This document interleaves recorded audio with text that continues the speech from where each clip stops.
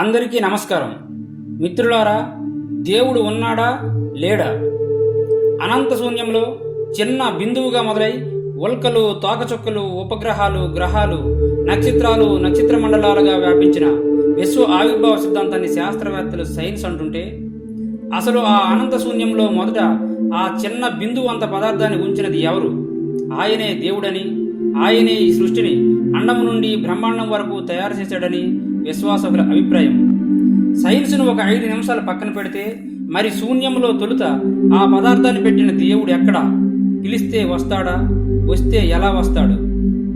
పూర్వం ఒక గ్రామంలో ఉత్తముడు అనే ఒక దైవారాధకుడు ఉండేవాడు.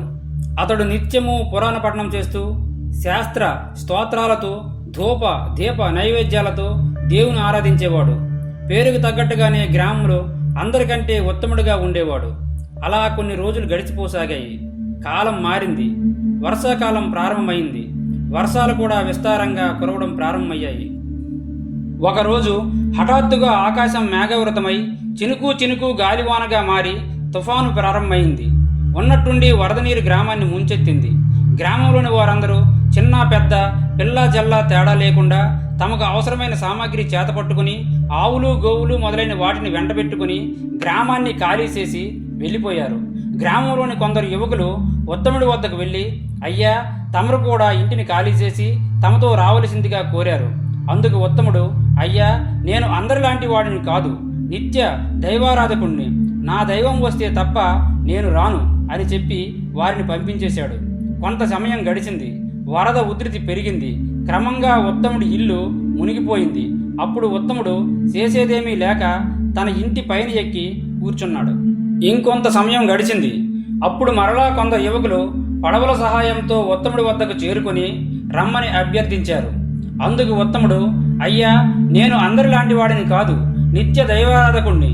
నా దైవం వస్తే తప్ప నేను రాను అని చెప్పి పంపించాడు. క్రమంగా తుఫాను పెను తుఫానుగా మారింది. ఇప్పుడు ఉత్తముడి ఇల్లు పూర్తిగా మునిగిపోయింది.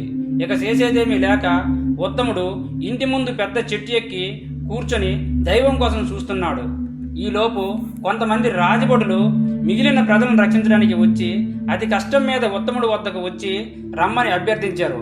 అందుకు ఉత్తముడు, అయ్యా, నేను అందరిలాంటి వాడిని కాదు, నిత్య దైవారాధకుణ్ణి.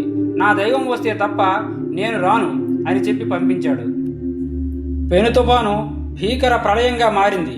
చెట్టు పెలపెలమని కూలింది. ఉత్తముడు చెట్టుతో సహా కింద పడి మరణించాడు. వర్షం ఆగిపోయింది. వరద తగ్గింది. గ్రామస్తులందరూ వారి వారి ఇళ్లకు చేరుకున్నారు. ఉత్తముడు మాత్రం పైకి చేరుకున్నాడు. పైకి చేరుకున్న ఉత్తముడు దేవునితో, అయ్యా, నేను అందరిలాంటి వాడిని కాదు, నిత్య దైవారాధకుణ్ణి. కానీ అందరూ ఇంటికి చేరుకున్నారు, నేను మాత్రం పైకి చేరుకున్నాను. ఎందుకు తండ్రి, ఇదెక్కడి న్యాయం అని అడుగా, అప్పుడు దేవుడు, ఉత్తమా, నీవు అందరిలాంటి వాడివి కాదు, నిత్య దైవారాధకుడివి. నీ ఆరాధనలో ఏ లోపము లేదు, కానీ నీ ఆలోచనలో లోపం ఉందయ్యా అని అన్నాడు. అందరినీ యథాలాపంగా హెచ్చరించిన నేను భక్తుడు అయిన నిన్ను యువకుల రూపంలో వచ్చి రమ్మని అభ్యర్థించాను. అయినా నేను రానన్నావు. మరలా నా మనసొప్పక పడవలపై వచ్చి రెండోసారి రమ్మన్నాను. అయినా రానన్నావు. పోనీ మూడోసారి నా వస్తావని రాజబడుల రూపంలో వచ్చానయ్యా. అయినా ససేమేర రానన్నావు.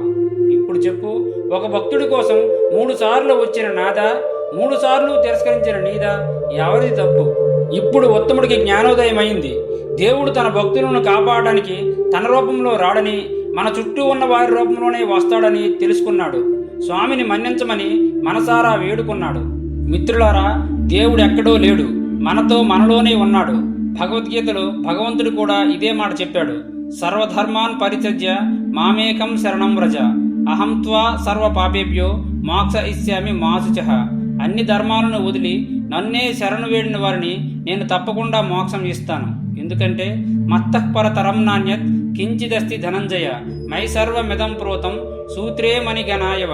ఈ సృష్టిలో నాకంటే శ్రేష్టమైనది ఏదీ లేదు. ఈ జగత్తంతా దారానికి ముత్యాలు గుచ్చినట్లు నాతోనే ఆధారపడి ఉంది. కాకపోతే కర్మణ్యే వాది కారస్తే మా ఫలేసు కదాశన, మా కర్మఫల హేతుర్భూర్ మాతే సంగోస్త్వ కర్మని. కర్మఫలాన్ని నాకు వదిలి నీ కర్మ నీవు చేయాలి.